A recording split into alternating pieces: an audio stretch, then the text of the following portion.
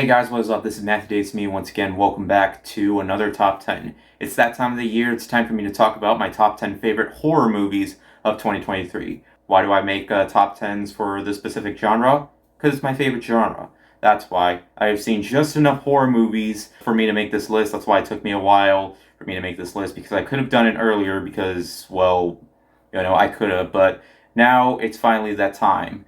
So yeah, it hasn't been like a perfect year for horror because, we did have, films like Exorcist Believer and Pooh, Blood and Honey, whatever that was, but there have been some really solid horror films out there that I recommend you guys check out that are on this top 10. So yeah, I don't really have a whole lot to say, but let's get started. Starting things off strongly at number 10, we have Thanksgiving, a Thanksgiving-themed horror film that is actually really good. We don't get a whole lot of Thanksgiving-themed movies, let alone horror ones, but this is by far the most fun I've had with a Thanksgiving-themed horror film. With a title like Thanksgiving, it would just seem like another generic slasher, but it manages to be a fun slasher film, and all in all, a bloody good time. Combining comedy very well with horror. I mean, the movie does tend to be predictable at some parts, but all I can say is, in terms of me not being that big of an Eli Roth fan, I can definitely say that this is by far the best film he has made. And I had myself a bloody fun time with this one. At my number 9 spot is a film I had low expectation for.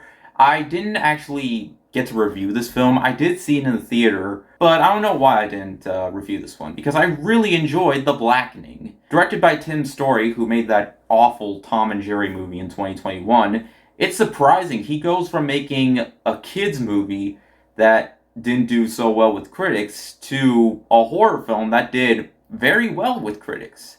And I can definitely see why. Combining its blend of comedy and horror and satire, it's something that we don't see a whole lot in horror movies nowadays. I mean, I was worried this was going to be something dumb like a haunted house or any of those terrible like comedy satire films. But no, this film actually manages to pull a very smart move when it comes to its satire. It manages to be both fun and creepy at the same time, adding in both a layer of actors who really managed to pull it off and do tend to be very funny in the film. The Blackening was a very fun time, both in the horror and comedy genre. At number 8 is one of the more bizarre horror films to come out this year, and that is Infinity Pool. I couldn't remember if this came out in January. If so, then bravo. Son of David Cronenberg really has a lot of talent behind the camera. He made another film called Processor or something, or Possession. I forgot what it was called. But with this film, I really need to check it out, because Infinity Pool was a very well-made film. One of the most bizarre horror experiences I had this year. This movie just goes in so many different ways that it's kind of hard to keep up. I might have explained this better in my review of the film, but this film just managed to pull off so much that I had myself a very creepy yet bizarre time with this one. And it's a shame that this film didn't get talked about a whole lot when it was released. But if you're a fan of Cronenberg or Cronenberg's son, definitely check this one out. My number 7 spot isn't necessarily a horror film, but it is from a horror director, and there is elements to it that would make it a horror film. Beau is Afraid. I don't know why, but I find this film kind of relatable, as the main character is suffering a lot through, fear and all that, and that's exactly what I feel like makes this a truly inventive horror film. It may be overly long, clocking in almost at 3 hours, but there is quite a bit of creativity, let alone bizarreness to this film that I will probably never forget. Just like Ari Aster's previous 2 films, Beau is Afraid has a lot of talent behind it. Joaquin Phoenix is great, and a lot of twisted minds, just like Ari Aster has twisted minds himself. Definitely check this one out. It might not necessarily be the best horror film in terms of horror itself, but in terms of relatability to the whole thing, I say it succeeds very well in that genre and in the thriller suspense genre. At number 6, I have Scream 6. Who knew that after Scream 5 being a monumental success, they would make another film just a year later and being just as good, if not slightly better than that film.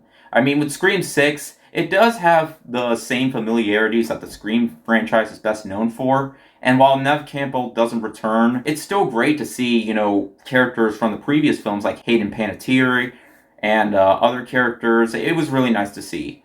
And it does manage to have, those twists and turns that we're all familiar with seeing in the franchise. And of course, it's commentary on, the horror genre as a whole. Also, going for a New York setting really brings in more to this film, which I find very intriguing. So, yeah, they managed to really succeed. And while Scream 7 is kind of in trouble right now, at least we have this and Scream 5. Two of the very best in the franchise, by far. Speaking of installments in horror franchises, remember when Saw announced its final movie and it was a complete lie and we got two movies that were better than that last movie but didn't do a whole lot? Saw X is probably the best film in the franchise since the original.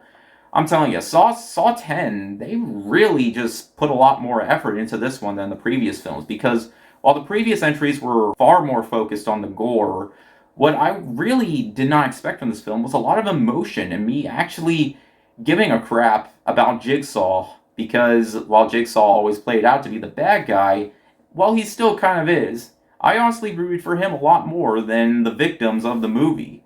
It truly made for a very deep film while also having the creative saw traps that we're all used to seeing. And so, if you came for that, you're going to get that. If you came for emotion, you're going to get that too.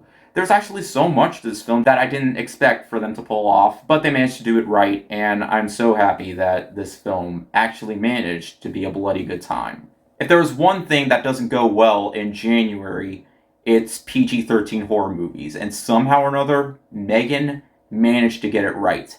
Not just being a humorous time, but also being a very creepy time as well. Providing social commentary and never feeling like it's going too serious.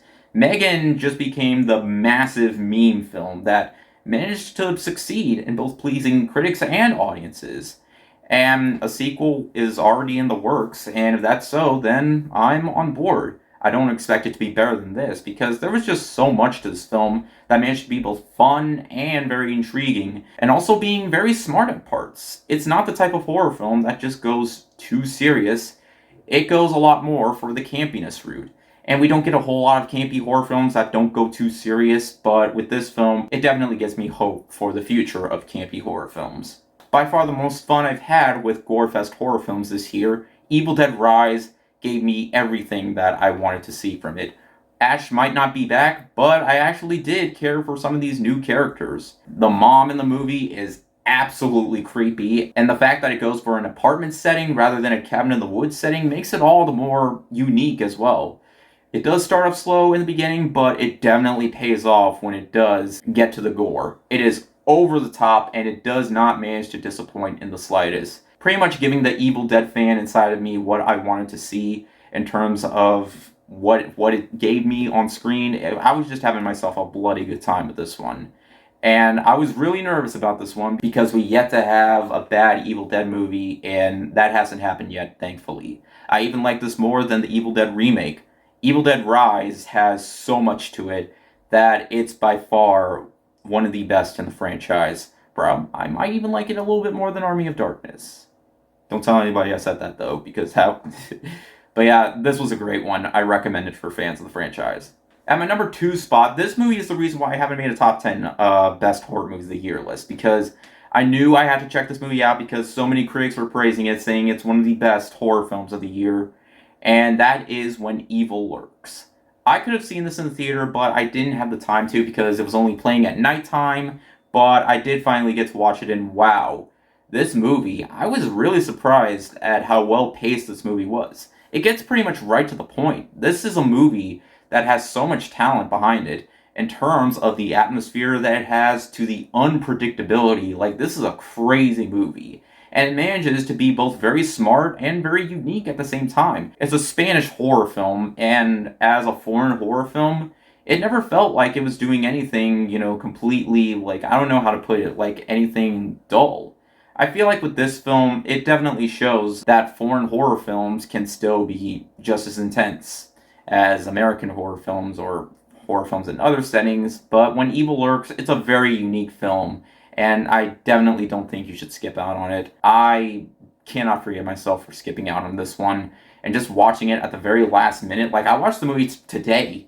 Like, I just watched the movie, and oh my god, I don't know why I was missing out on this one. It's something that I regret doing, and I highly recommend it. That's hence why it's my second favorite horror film of the year. And of course, at my number one pick for the best horror film of the year, I have Talk to Me. One thing I did not point out in my review of the movie was this was actually made by two YouTubers. YouTubers making a horror film that's actually really good. I mean, it's A24, so I knew I was more than likely going to enjoy this one, but man, Talk to Me, it's one of A24's best horror films yet.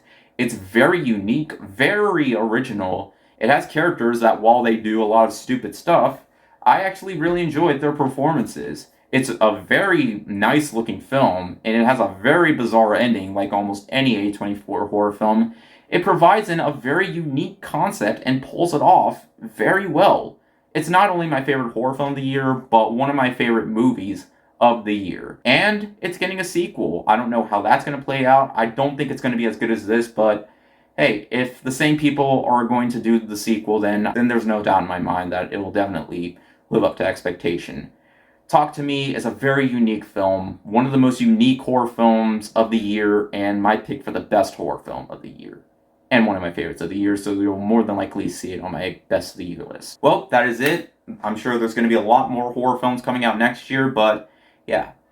Look forward to my best movies of the year list. There's just a couple more movies I have to see, then I will make that list. But anyways, thank you guys so much for watching, and I'll see you guys later. Word out.